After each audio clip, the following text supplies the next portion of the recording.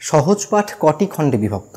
দুটি খণ্ডে নাকি চারটি খণ্ডে? যদি চারটি খণ্ডে বিভক্ত হবে তাহলে কেন বারবার দুটি খণ্ডের কথা আমাদের আলোচনায় উঠে আসে? আমরা জানি যে আমাদের যে বর্ণমালা, সেই বর্ণমালায় বেশ কতগুলি বর্গ রয়েছে, যেমন ক বর্গ। এই ক বর্গের মধ্যে ক, খ, গ, ঘ, ঙ এই 5টি বর্ণ রয়েছে। তাহলে সহজ পাঠের প্রথম ভাগ যদি আপনি খোলেন, সেখানে দেখবেন ক, খ, গ, ঘ তারা একসঙ্গে আছে, কিন্তু ঙ সে অন্য পাতায় চলে গেছে। আবার তারপরের যে বর্গ রয়েছে চ বর্গ, সেই চয়ে চ, ছ, বর্গীয় জ, ঝ তারা একটি পাতায় রয়েছে, কিন্তু ইয় সে আবার চলে গেছে অন্য পাতায়। কেন এমনটি ঘটেছে? আমরা জানি আমাদের বর্ণমালায় যে সকল বর্ণগুলি রয়েছে, যে সকল অক্ষরগুলি রয়েছে, তার প্রত্যেকটি কিন্তু এই সহজ পাঠে স্থান পায়নি। তাহলে কবিগুরু কেন সেই বর্ণমালার সকল বর্ণকে এই সহজ পাঠের মধ্যে স্থান দেননি? এই সকল গুরুত্বপূর্ণ বিষয় নিয়ে আজকের এই আলোচনা। যারা সহজ পাঠ সম্বন্ধে জানতে ভালোবাসেন বা জানতে চান, তারা আজকের এই ভিডিওটিকে শেষ পর্যন্ত দেখবেন। সহজ পাঠ একদম সহজ নয়, সেই পর্বের তৃতীয় ভিডিও এটা। যারা এর আগের ভিডিও দুটো দেখেননি, তারা অবশ্যই সে দুটিকে দেখে নেওয়ার চেষ্টা করবেন। তাহলে আজকের এই যে আলোচনা, সেই আলোচনায় অংশ নিতে আপনার সুবিধে হবে। তাহলে আসুন, আমি বিশ্বদীপ নন্দী আপনাদের সঙ্গে আছি। আজকে সহজ পাঠ নিয়ে বিস্তারিত আলোচনা করব।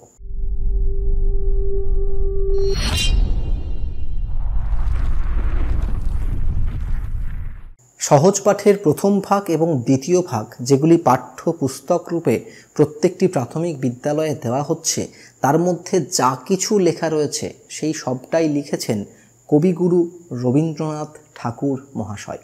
কিন্তু সহজ পাঠের তৃতীয় ভাগ এবং চতুর্থ ভাগ, তার মধ্যে যা কিছু পাঠ্য আছে তার বেশিরভাগ কবিগুরুর লেখা, কিন্তু সব পাঠ্যগুলি কবিগুরুর লেখা নয়। তাই সহজ পাঠের যে সিরিজ, সেটি 4টি খণ্ডে বিভক্ত, যথা সহজ পাঠ প্রথম ভাগ, দ্বিতীয় ভাগ, তৃতীয় ভাগ এবং চতুর্থ ভাগ। কিন্তু কেবল রবীন্দ্রনাথ ঠাকুর মহাশয়ের লেখা সহজ পাঠ, সেটি 2টি ভাগে বিভক্ত, যথা সহজ পাঠ প্রথম ভাগ এবং সহজ পাঠ দ্বিতীয় ভাগ। অর্থাৎ সহজ পাঠ প্রথম এবং দ্বিতীয় ভাগ শুধুমাত্র রবীন্দ্রনাথের লেখার উপর নির্ভর করে তৈরি, এবং তৃতীয় এবং চতুর্থ ভাগ সেগুলি হচ্ছে সংকলন গ্রন্থ। অর্থাৎ সেখানে বেশিরভাগ কবিগুরুর লেখনী রয়েছে, কিন্তু সব লেখনী কবিগুরুর নয়। যেমন সহজ পাঠ তৃতীয় ভাগ, সেখানে কম বেশি 26টি লেখা রয়েছে, যার মধ্যে 14টি লিখেছেন কবিগুরু রবীন্দ্রনাথ ঠাকুর এবং বাকিগুলি অন্যান্য বিশিষ্ট লেখক, কবি, সাহিত্যিক তাদের রচনা করা। আবার যদি আপনি সহজ পাঠ দ্বিতীয় ভাগ সেটিকে খোলেন, তার মধ্যে 31টি লেখনী পাবেন, যার মধ্যে 15টি কবিগুরুর লেখা আর বাকিগুলি অন্য সাহিত্যিকের লেখা। তাহলে আপনারা বুঝতেই পারছেন যে সহজ পাঠ প্রথম এবং দ্বিতীয় ভাগ শুধুমাত্র কবিগুরুর লেখা, এবং তৃতীয় এবং চতুর্থ ভাগ বেশিরভাগটাই কবিগুরুর লেখা, কিন্তু সবটা কবিগুরুর লেখা নয়। আসুন আমরা এবার সহজ পাঠ তৃতীয় এবং চতুর্থ ভাগ সম্বন্ধে কিছু গুরুত্বপূর্ণ বিষয় জেনে নিই। এই যে সহজ পাঠের তৃতীয় এবং চতুর্থ ভাগ, তার সম্পাদনা করেছেন ক্ষিতীশ রায় মহাশয়। ক্ষিতীশ রায়, আশা করি এই নামটি আপনারা আর ভুলবেন না। 1347 বঙ্গাব্দের পৌষ মাসে প্রথম এই তৃতীয় পর্ব সেটি রচনা করা হয়েছিল, যার মধ্যে 26টি লেখনী আছে, 14টি কবিগুরুর লেখা এবং বাকিগুলি অন্যান্য লেখক, কবি তারা লিখেছেন। এবং এই বইটির মধ্যে মোট 72টি পাতা রয়েছে। আব্দুল মাঝির গল্প ছোটবেলায় আমরা সকলেই পড়েছি। এটি হচ্ছে সহজ পাঠ তৃতীয় ভাগের একটি গল্প। সার্থক জনম, এই যে বিখ্যাত গান, সেটিও কিন্তু সহজ পাঠ তৃতীয় ভাগের অংশ। মেঘের কোলে রোদ হেসেছে, এই যে গানটি, এটিও হচ্ছে সহজ পাঠ তৃতীয় ভাগের অংশ। এরপর দেখে নিই সহজ পাঠ চতুর্থ ভাগে কি রয়েছে। মোট 87টি পাতা রয়েছে এই চতুর্থ ভাগে, এবং 31টি লেখনী রয়েছে, যার মধ্যে 15টি কবিগুরু রবীন্দ্রনাথ ঠাকুর মহাশয়ের লেখা। এটিও 1347 বঙ্গাব্দে লেখা হয়েছিল চৈত্র মাসে।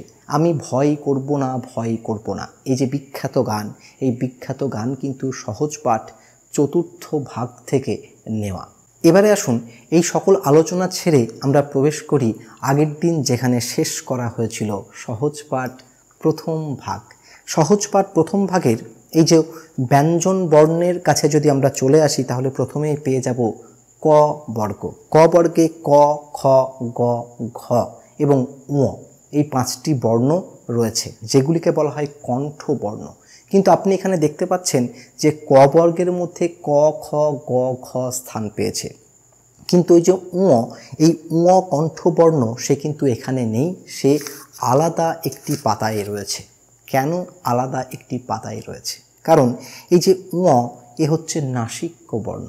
তাহলে ক বর্গের যে শেষ বর্ণ সেটি হচ্ছে নাসিক্য বর্ণ এবং ক বর্গ পুরোটাই হচ্ছে কণ্ঠবর্ণ। তাই কবিগুরু কণ্ঠবর্ণ 4টিকে এক জায়গায় রেখেছেন এবং তার মধ্যে যেটি নাসিক্য বর্ণ সেটিকে আলাদা একটি জায়গায় রেখেছেন, যাতে শিশুদের এটিকে বুঝতে সুবিধে হয়। ঠিক একই কারণে আপনারা দেখতে পাবেন চ বর্গের চ, ছ, বর্গীয় জ এবং ঝ সেগুলি একটি পাতায় রয়েছে। এগুলি হচ্ছে তালব্য বর্ণ।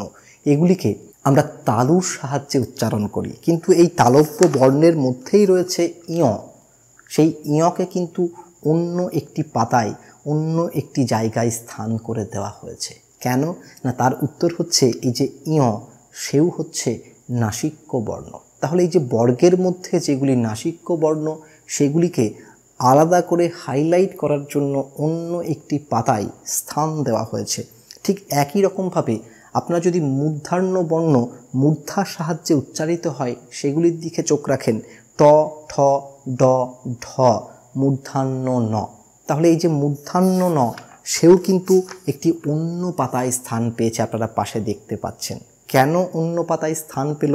কারণ এটিও হচ্ছে নাসিক্য বর্ণ, তাই তাকে অন্য একটি পাতায় কবিগুরু স্থান দিয়েছেন। একই রকমভাবে আপনারা যদি দন্ত বর্ণের দিকে একটু লক্ষ্য রাখেন, দেখবেন ত, থ, দ, ধ, দন্ত ন এগুলি হচ্ছে দন্তবর্ণ। তার মধ্যে শেষ যে বর্ণ সেটি কিন্তু অবশ্যই নাসিক্য বর্ণ, তার জন্য সেই দন্ত ন তাকে কিন্তু আবার আলাদা করে একটি পাতায় স্থান দেওয়া হয়েছে। তাহলে এই যে ক বর্গ, চ বর্গ, ট বর্গ, ত বর্গ, প বর্গ এই বর্গের যে শেষ বর্ণগুলি রয়েছে সেই শেষ বর্ণ সবগুলি হচ্ছে নাসিক্য বর্ণ।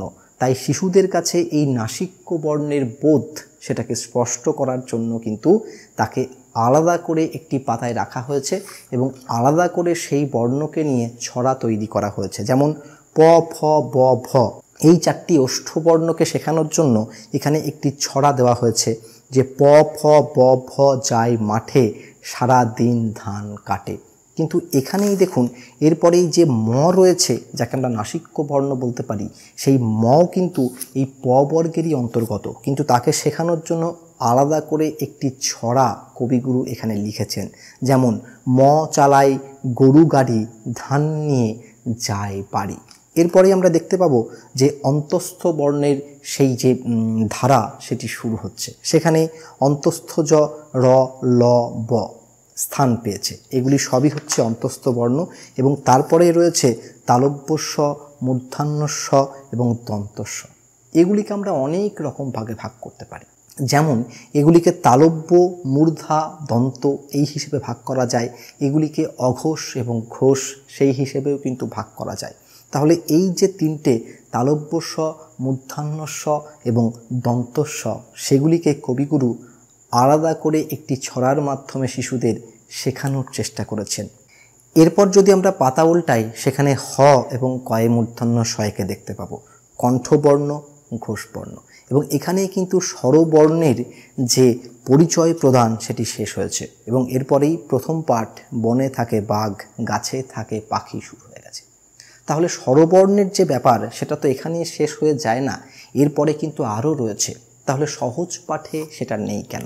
এটাও কিন্তু একটা অত্যন্ত গুরুত্বপূর্ণ প্রশ্ন। কবিগুরু যখন এই বইটিকে রচনা করেছিলেন তখন একটি নির্দেশ দিয়েছিলেন যে শিশুরা আগে বর্ণ পরিচয় বইটিকে পড়বে, তারপর বর্ণ পরিচয় বই সম্বন্ধে সম্যক জ্ঞান অর্জন করার পর এই সহজ পাঠ বইটিকে পড়বে। তাহলে বর্ণ পরিচয়ের মধ্যে দিয়ে একটি শিশুর সঙ্গে বর্ণের পরিচয় কিন্তু অলরেডি হয়ে গেছে, তারপর কিন্তু সে এই সহজ পাঠ বইটিকে হাতে পেয়েছে। তাহলে বর্ণ সম্বন্ধে একটা শিশু কিন্তু বর্ণ পরিচয় বই থেকে অনেক কিছু জ্ঞান নিয়ে তারপর এই সহজ পাঠ বইয়ে এসেছে এখান থেকে ধ্বনি সংক্রান্ত জ্ঞানগুলিকে সংগ্রহ করার জন্য।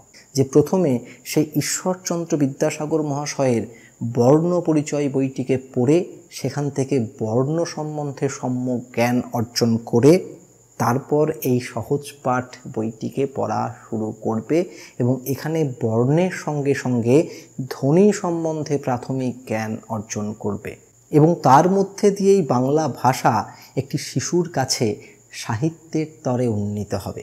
তাহলে আজকের এই সহজ পাঠের ভিডিও আপনাদের কেমন লাগলো সেটা অবশ্যই কমেন্ট বক্সে কমেন্ট করে জানাবেন এবং এই ধরনের ভিডিওগুলিকে আরও অনেক অনেক অনেক বেশি পাওয়ার জন্য নন্দী একাডেমি এই চ্যানেলটিকে অবশ্যই সাবস্ক্রাইব করবেন। তাহলে দেখা হচ্ছে অন্য কোনো ভিডিওতে অন্য কোনো একদিন।